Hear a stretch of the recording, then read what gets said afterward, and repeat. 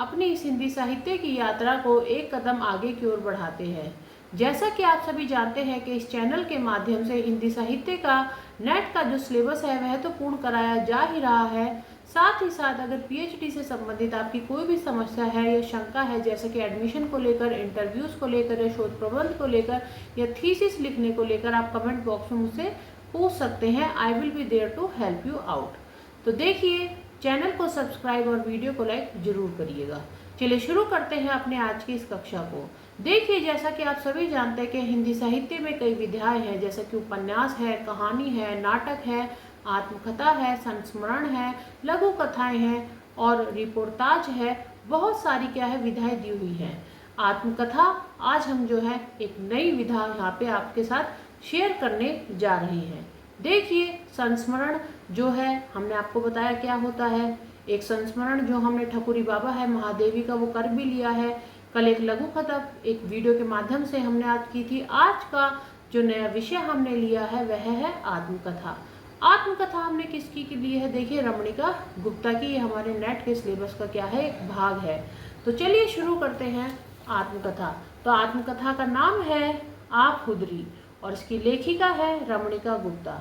देखिए, रमणिका गुप्ता ने एक अन्य आत्मकथा भी लिखी है जो है हाथ से। भारतीय आदिवासी जीवन से संबंधित साहित्यिक मंच से संबंधित यह लेखिका रही। इन्होंने आदिवासी जीवन पर बहुत सारी कथाएं भी लिखी हैं, आदिवासी जीवन से जुड़ी रही। अपने जो हमारा देश है, जो राजनीति है, जो लोगों की दशा है, उसमें जो परिवर्तन करने के लिए रमणिका गुप्ता देखिए राजनीति से भी जुड़ी। बिहार के क्षेत्र में इन्होंने राजनीति में कदम रखा और कुछ सफलता भी हासिल की। समाज सेविका भी ये रही, समाज के लिए भी इन्होंने बहुत कार्य किया। तो चलिए शुरू करते हैं रमणिका गुप्ता की आत्मकथा आप हुदरी के बारे में। सबसे पहले इस वीडियो के माध्यम से मैं आपको बता दूं कि आप हुदरी क्या है। एक बहुत लंबी आत्मकथा है, कई भागों में भी विभक्त है। तो हम भी वीडियो के माध्यम से कई भागों में विभक्त कर ही से आपको बता पाएंगे। एक साथ आत्मकथा को बताना देखिए नामुमकिन है, क्योंकि 500-600 पन्नों की आत्मकथा है। ना तो आपको समझ ही आएगी और ना ही हम एक्सप्लेन कर पाएंगे। तो आपकी सुविधा के लिए कई भागों में हमने इसे विभक्त किया है। तो चलिए शुरू करते हैं। आप हुदरी। सबसे पहले आप हुदरी का अर्थ बता देते हैं हम आपको। एक ऐसी लड़की जो क्या है, बहुत ज़्यादा जिद्दी स्वभाव की होती है। आप हुदरी में जब आप पढ़ना शुरू करेंगे मूल पुस्तक से, तो आप देखेंगे कि फ्रंट पे एक इंट्रोडक्शन दिया हुआ है, जिसको आपके सामने मैं प्रस्तुत कर रही हूँ। और यही एक ऐसा सार है जिससे आप आत्मकथाओं को समझ जाएंगे कि अंदर क्या आने वाला है। आप हुदरी। मैंने निजी जीवन और संघर्ष के सच को स्त्री दृष्टि की कसौटी पर आज के परिप्रेक्ष्य में प्रस्तुत करने की कोशिश की है।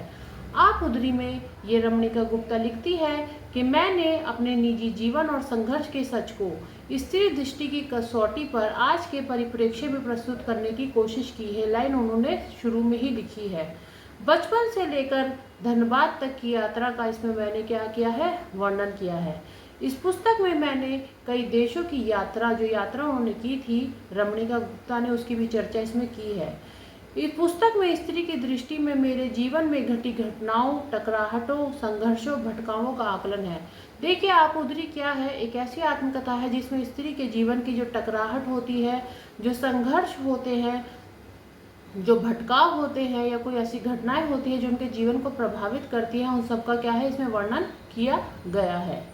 मैं रमणा और मेरे कई रूप हैं, जिसे आप मेरी इस कथा यात्रा में रूबरू होइएगा। वो क्या कहती है कि मैं रमणा हूँ और मेरे कई रूप हैं, और मेरे उन रूपों से आप इस कथा से द्वारा रूबरू हो जाएंगे। मैंने बुरी लड़की का दंश भी झेला है, किंतु मैं बुरी नहीं थी। अब देखिए, कोई भी लड़की जो समाज की मान्यताओं को नहीं मानती, उसको अक्सर कह दिया जाता है कि ये क्या है, एक नालायक या बुरी लड़की है। तो वो कहती है कि मैंने उस बुरी लड़की का दंश भी झेला है, किंतु क्या है, मैं बुरी नहीं थी। यह आत्मकथा तय करेगी कि क्या मैं बुरी थी या लोगों ने मुझे बुरा बना दिया, समाज ने ही मुझे बुराई का ठप्पा दिया, या सच में ही मेरे अंदर कहीं कोई बुराई थी। तो जब आप इस पुस्तक को पढ़ेंगे आप उससे रूबरू स्वयं हो जाएंगे। हाँ, मैं रमणा हूँ। स्कूल कॉलेज में रमणिका। वो कहती है वैसे तो मेरा नाम रमणा है, किंतु स्कूल कॉलेज के जो सर्टिफिकेट्स है, दस्तावेज है, उनमें मेरा नाम क्या है, रमणिका। मुझे बदलाव प्रिय है। एक ऐसी लड़की है, देखिए आप उधरी में रमणिका गुप्ता, जो हर परिस्थिति के खिलाफ लड़ती है, स्वयं के लिए खड़ी होने का प्रयास करती है। एक विद्रोही लड़की हम इसे कह सकते हैं, जो किसी भी प्रकार की मान्यता को मानने के लिए या स्वीकार करने के लिए तैयार नहीं है। इसलिए वो क्या कहती है कि मुझे बदलाव प्रिय है। कहीं मैं अकेली खेलती, कहीं अकेली दौड़ती, कहीं अकेली झगड़ती, कहीं भीड़ में अकेली जूझती। मोटी भोंदू सी एक लड़की मैं जिद्दी स्वभाव वाली क्या रमणा। देखिए मैंने आपको शुरू में बताया था कि रमणिका गुप्ता आपहुदरी का अर्थ क्या है इसमें बताती हैं। एक ऐसी लड़की जो बहुत जिद्दी होती है, जो स्वयं के लिए लड़ने के लिए सदैव तत्पर रहती है, अपने अधिकारों के लिए, समाज में अपनी जगह बनाने के लिए। तो वो क्या कहती है, मैं जिद्दी स्वभाव वाली रमणा। मैंने नदी की भांति सदैव बहना सीखा है। जिस प्रकार नदी नहीं रुकती, उसी प्रकार मैं भी नहीं रुकती। मैं भी नदी से प्रेरणा लेती हूँ और क्या है, बहती रहती हूँ। मैंने स्वयं को नदी की भांति गंदा होने पर भी साफ रखा है। आप जानते हैं, लोग आते हैं, नदियों में गंदगी फैला जाते हैं, किंतु नदी क्या करती है, स्वयं एक वेग से बहती है और क्या होता है, अपने आप को साफ कर लेती है। ऐसे रमणिका गुप्ता क्या कहती है कि मैंने भी स्वयं को, अपने आप को क्या, समाज की जो गंदगी है, जो समाज ने मेरे ऊपर गंदगी डाली, उससे गंदा होने पर भी मैंने स्वयं को सदैव क्या किया, साफ करने का प्रयास किया। बड़ी होने के बाद मैंने परंपराओं को तोड़ा, मेरी आस्थाएं बदली, तर्क संगत बनी। देखिए आप जानते हैं कि हमारे समाज में जो स्त्री है, उनका कोई भी ऐसा पक्ष नहीं लेता कि वो लॉजिकल थिंकिंग या उनकी जो है तर्क ही, जो तर्क से भरी हुई कोई उसकी बुद्धि भी हो सकती है। सदैव क्या कहा जाता है कि स्त्रियों की जो निर्णय लेने की क्षमता है, पुरुषों से कमजोर होती है। तो यहाँ पे क्या कहती है रमणिका गुप्ता कि मेरी आस्थाएं, जब मैं बड़ी हुई तो मेरी आस्थाएं बदली। अगर किसी की आस्था किसी में है, पुरुष की या समाज की, तो मैंने उस आस्था को नहीं माना। मेरी आस्था क्या है, समाज से अलग है। तर्क संगत, लॉजिकल मैं बनी। और देखिए एडवेंचर कथाओं को मैंने जन्म दिया। उसमें ऐसे ही लिखा है कि ऐसी कथाएं थी जो रोमांच से भरी थी और उनको क्या है, मैंने अपने जीवन में जन्म दिया। प्रेम प्रसंगों का जिक्र परिवार से हटकर मैंने किया। आप जानते हैं कि हमारे समाज में आज भी महिलाओं को ऐसी छूट है नहीं कि वो प्रेम प्रसंग आदि कर सके, किंतु वो क्या कहती है रमणिका गुप्ता कि मैंने समाज से हटकर, परिवार से हटकर प्रेम प्रसंगों को क्या है, अपने जीवन में जगह दी। अब ये आत्मकथा क्या है, तो 2 भागों में विभक्त है। और जैसा कि आत्मकथा 2 भागों में विभक्त है, ऐसे जो रमणिका गुप्ता है उसका जीवन भी 2 भागों में विभक्त है। कैसे, एक आंतरिक और एक बाह्य, और इसी को वो 2 भागों में विभक्त होना कहती हैं।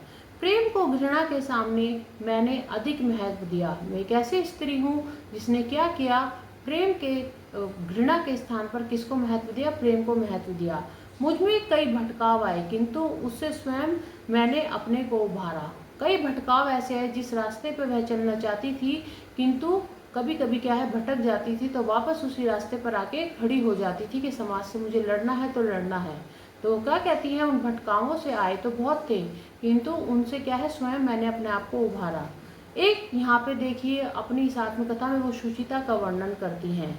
किस प्रकार सुचिता का टूटना जो समाज है उसमें अपराध होता है, इसके बारे में बताती है। और पुरुष के लिए सुचिता को तोड़ना क्या है, एक मर्दानगी होती है। आप जानते हैं कि हमारे समाज में आज भी इस तरह के ढोंग होते हैं कि लड़की जो है क्या है, वर्जिन होनी चाहिए, ये सब होता है। तो देखिए उस समय कितनी बोल्ड ये रही होंगी रमणिका गुप्ता कि अपनी आत्मकथा के माध्यम से वो इस पर बात करना पसंद करती हैं कि किस प्रकार सुचिता का टूटना एक अपराध है और पुरुष के लिए क्या है, उसे तोड़ना एक मर्दानगी है। अगर पुरुष तोड़ता है तो मर्दानगी है, और स्त्री स्वयं उसे तोड़ ले तो क्या है, वह एक अपराध है। सुचिता उनके लिए क्या है, कोई मुद्दा नहीं है। वह नहीं मानती कि सुचिता को इतना बड़ा क्या है, एक सम्मान की बात है एक स्त्री के लिए। मेरा विद्रोही स्वभाव मुझे राजनीति की ओर ले गया ताकि मैं व्यवस्था के खिलाफ लड़ सकूं। मैंने आपको बताया था एक बहुत सफल राजनीतिज्ञ भी ये रही हैं। तो क्या कहती है कि मेरा विद्रोही स्वभाव भी था, अर्थात मेरा स्वभाव ही ऐसा था कि मैंने सभी मान्यताओं को मानना क्या है, अस्वीकार कर दिया, जिस कारण राजनीति में मैं आई ताकि मैं क्या कर सकूं, यहाँ पे बदलाव कर सकूं। अब देखिए इतना एक इंट्रोडक्शन के रूप में कि सच बोलना क्यों ज़रूरी है, इससे ये इंट्रोडक्शन इन्होंने अपनी आत्मकथा में दिया है। जो इंट्रोडक्शन की जो लाइन है या हेडलाइन आप कह सकते हैं, वह यही है कि सच बोलना क्यों ज़रूरी है। उसके बाद क्या है, आत्मकथा शुरू होती है। अब जब ये इंट्रोडक्शन मैंने आपके सामने पढ़ा तो मैं आशा कर रही हूँ कि आप सभी को समझ में आया होगा कि आगे आत्मकथा क्या होने वाली है। स्त्री के ऊपर आत्मकथा है। स्वयं में लेखिका जो है उन्होंने अपने बारे में लिखा है कि समाज को किस प्रकार उन्होंने अलग नज़र से देखा, अन्य स्त्रियों ने जिसे स्वीकार कर लिया उसको उन्होंने अस्वीकार किया, उन्होंने माना कि उनकी मान्यताएं अलग है, समाज से आस्थाएं अलग हैं। अब यहाँ से देखें शुरू होती है आत्मकथा, जिसके दो भाग हैं, भाग 1 और भाग 2। भाग 1 में क्या है, लगभग 85 से जो है 86 भाग है, जबकि भाग 2 में 32 से 38 भाग है। लगभग बहुत लंबी आत्मकथा है। मैंने इसलिए कहा था आपसे कि इनको क्या है, कुछ भागों में विभक्त करके आपके सामने प्रस्तुत किया जाएगा।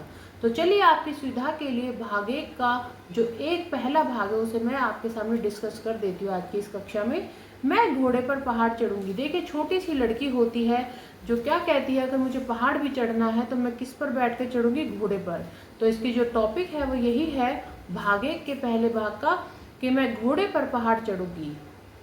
नारवी का दोसी पहाड़ था, उस पर क्या है, एक पहाड़ था जिसका नाम क्या था, ढोसी पहाड़।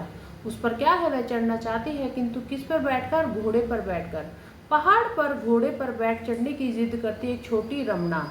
मैं घोड़े पर चढ़े चढ़े ही पहाड़ चढ़ूंगी।